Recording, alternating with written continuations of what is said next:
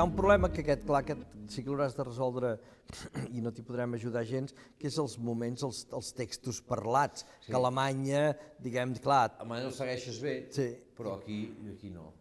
Clar, això ho fa més farragós, segurament. Sí, la tentació, el problema és que si són massa llargs són farragosos, i si no hi són, et costa de seguir, i alhora tinc la sensació de que la música agafa força, perquè el Mozart, jo deia, ara faig aquesta pausa, ara parlen aquí, i quan torni a entrar, aquest moment serà preciós, no? Què ha passat, i se sent el cor de fora, la música, l'orquestra entra aquí, al mig encara pot dir una frase, quan es trepitgen, però el trobo molt bonic, quan estan parlant, diuen 2 o 3 frases, entra la música un moment, encara diuen 2 frases més i arrenquen, no? Arrenquen l'ària. Aleshores hi ha moments d'aquests ritmes que dèiem que m'he de trobar. Com fusionen el parlat i el cantat. Sí, però és evident que si són llargs molesten, també l'intèrpret no està prou còmode perquè no és ben bé el seu... Però jo pensava sí, anar retallant fins a l'1, o inclús reescrivint per ajuntar 4 o 5 idees en una sola frase. Perquè això sí que les lletres tampoc no són... Bueno, de fet, ho diuen molt, és molt clar, el que diuen és molt clar i és també repetitiu. El que sí que jo pensava era que d'incorporar en la projecció, perquè sí que pensava que hi havia d'haver-hi alguna cosa de projecció, perquè també et fa més àgil. A mi m'agrada treballar en projecció, i jo m'agrada molt treballar amb sorra i amb elements molt naturals, fusta i molt naturals, però també amb una mica la tècnica no em desagrada, quan no és excessiva. La projecció m'havia començat a imaginar que pogués tenir una barreja entre realisme, això, la lluna, el foc, els núvols, les estrelles, i alguna cosa de dibuix. És a dir, d'alguna cosa de dibuix que vol dir com si la projecció fos una mica un dibuix. M'imaginava, per exemple, aquells dibuixos de la Divina Comèdia que parlàvem ara, del Doré, aquells dibuixos que són...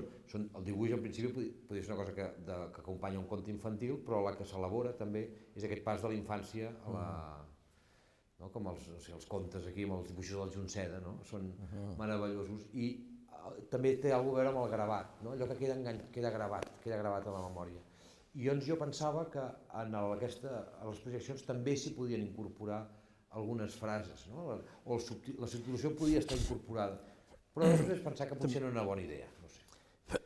S'ha fet, aquella producció que va fer el Liceu cinematogràfica, clar, i allò ho despatxaven ràpid perquè, esclar, feien una síntesi de tots els diàlegs, era una mica, clar, com Buster Keaton, i ho resolien, clar, es treien un problema de sobre, donaven agilitat, però era una solució, diguem que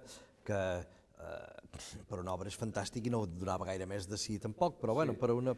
Sí, al principi jo recordo que funcionava molt bé, qui ets tu, un home, ben aquí són aquestes, però després s'esgotava pel meu gust. També he vist que veient flautes i flautes, veient vídeos, que tot és genial perquè està tot inventat. I aleshores potser una opció seria fer un mix de tot. Mira, agafo els 3 nens, els vestirem com la del Bergman. Aquest el vestirem, aquesta solució la farem i ho vas barrejant tot, però no, després si penses en aquest, o aprofitar els coneixements que s'han fet fins ara.